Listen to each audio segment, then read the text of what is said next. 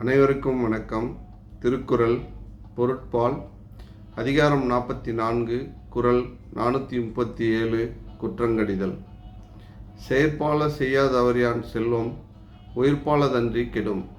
அதாவது நன்மைகளை செய்யாமல் சேர்த்து வைத்திருக்கும் கருமியின் செல்வம் யாருக்கும் பயன்படாமல் அழிந்து போகும் என்பது இக்குறளின் பொருளாகிறது. நன்றி.